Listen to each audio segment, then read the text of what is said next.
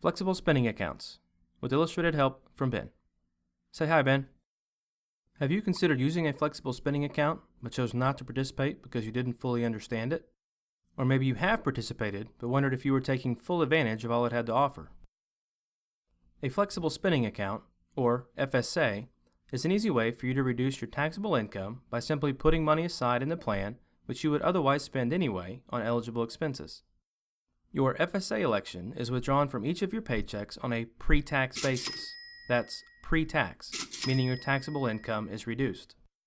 You then withdraw money out of the account tax-free for eligible expenses which you incur during the year. No tax in and no tax out. That's a big deal. The most common types of FSAs are medical FSAs and dependent care FSAs. Let's take a look at medical FSAs first. A medical FSA can be used to pay for out-of-pocket eligible medical expenses you incur throughout the plan year for things like copays, deductibles, prescriptions, and so on. The full list of eligible expenses is maintained by the IRS and can be accessed through the IRS website.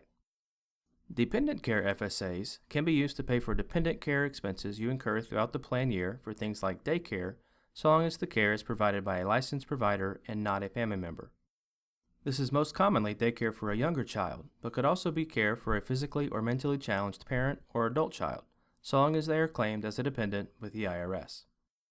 FSAs are best utilized for known and predictable expenses. This includes items such as maintenance medications, vision expenses, routine copays, and daycare.